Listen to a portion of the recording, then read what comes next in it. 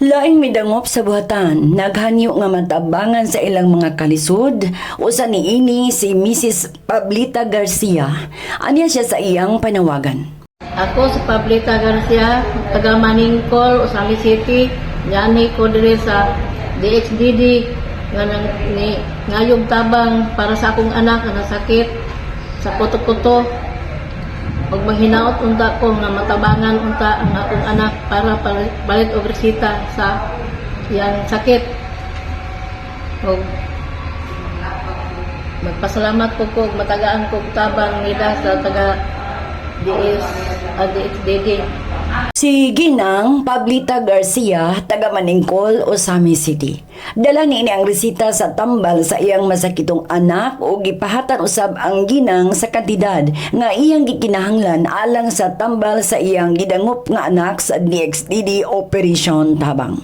Human gidawat sa ginang ang igong kantidad, siya ang mipasalamat. Daghang salamat sa DXDD nga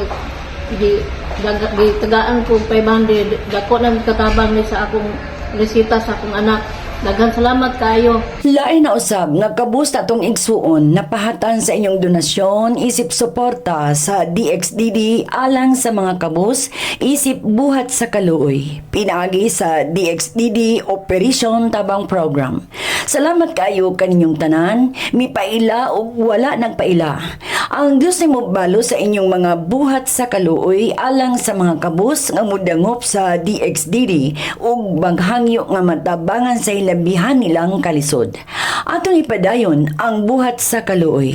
Sa mga butusab mo suporta sa Operation Tabang ning Istasyon DXDD, ipadala lang ang inyong hinabang.